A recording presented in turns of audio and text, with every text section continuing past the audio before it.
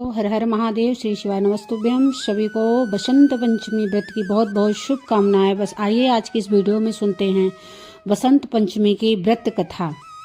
सभी साथियों को बसंत पंचमी की शुभकामनाएं। बसंत पंचमी के दिन ही माता सरस्वती का प्रागट्य हुआ है। जब सृष्टि में ज्ञान मौन अंधकार था, तब ब्रह्मा जी की प्रार्थना पर माता सरस्वती प्रकट हुई और वीणा के मधुर स्वर से ज्ञान का संचार किया। मनुष्य को वाणी, लेखन, संगीत और विवेक प्रदान किया। वसंत ऋतु स्वयं नवजीवन, नई ऊर्जा और सृजन का प्रतीक है। इसलिए इस दिन ज्ञान की देवी माता सरस्वती की पूजा की जाती है।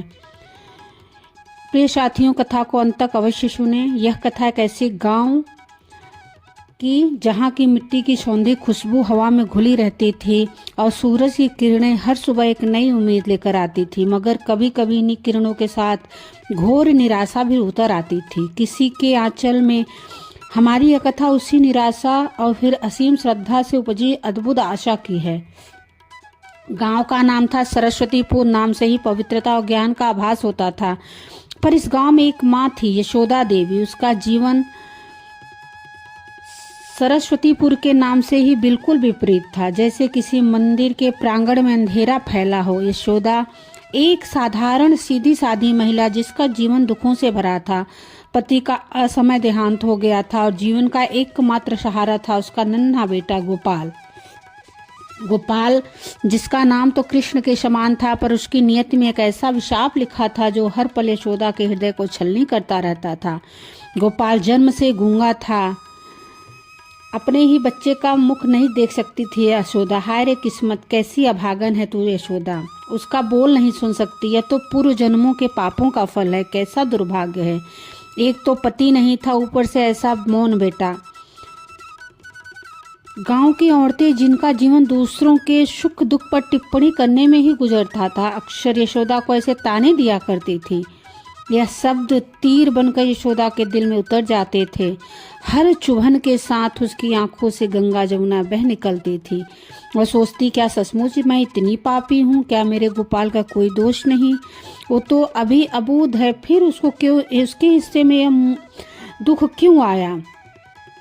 उसका सुंदर शांत मुखमंडल, उसकी बड़ी बड़ी काली आंखें, जिनमें अक्सर एक सवाल निशान तैरता रहता था। अपनी माँ को देखता जब वो गांव की औरतों के तीखे बोल सुन सुनकर फूट फूट कर रोती थी।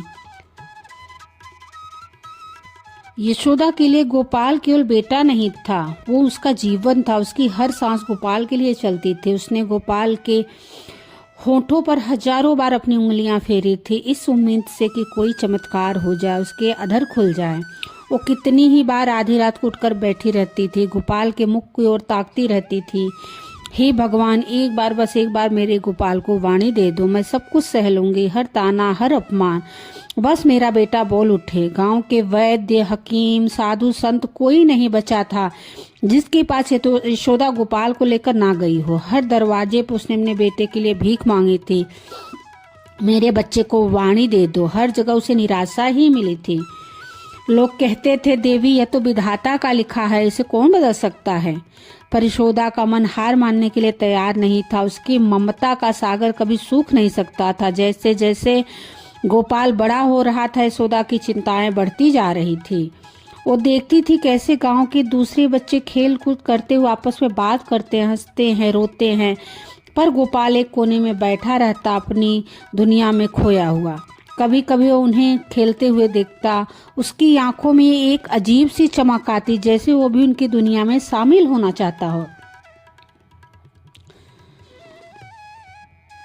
वह अपने बेटे को कभी उदास नहीं देख सकती थी। मेरा गोपाल, मेरा बेटा, कोई नहीं इस दुनिया में जो इसकी पीड़ा समझे, बस मैं इसकी पीड़ा जानती हूँ। यशोदा ने मन ही मन दृढ़ संकल्प कर लिया। कहते हैं, गांव में एक पुरानी मान्यता थी। कहते हैं कि बसंत पंचमी के दिन विद्या की देवी माँ सरस्वती का आशीर्वाद सबसे अधिक प्रभावी होता है। अगर कोई माँ सच्चे मन से, टूट श्रद्धा से बसंत पंचमी के दिन माँ सरस्वती का मौन व्रत रखे, यानी उस दिन किसी से बात ना करे, केवल अपने मन में देवी का स्मरण करती रहे, तो उसकी इच्छा अवश्य पूर्ण होती है। यह व्रत बहुत कठिन माना जाता था, क्योंकि पूरे दिन किसी भी परिस्थिति में मुख से एक भी शब्द निकालना नहीं था। गांव की कुछ वृद्ध महिलाओं ने यशोदा को इस व्रत करने के बारे में बताया, पर बेटी यह व्रत बहुत कठिन है, तू तो अकेली है, गोपाल को भी देखना होता है, कैसे करेगी। एक पड़ोसन ने चिंता व्यक्त की थी। यशोदा ने एक गहरी सांस ली। काकी, मेरे गोपाल के लिए मैं आग पर भी चल सकती हूँ, यह तो बस मौन व्रत है, मैं सब कुछ कर लूंगी। और फिर वो दिन भी आ गया, बसंत पंचमी का पावन पर्व।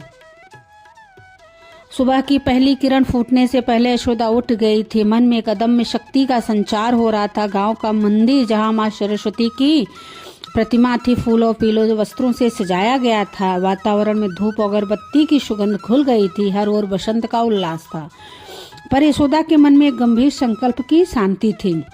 उसने स्नान किया, पीली साड़ी पहने जैसे माँ सरस्वती का ही रूप धारण किया हो।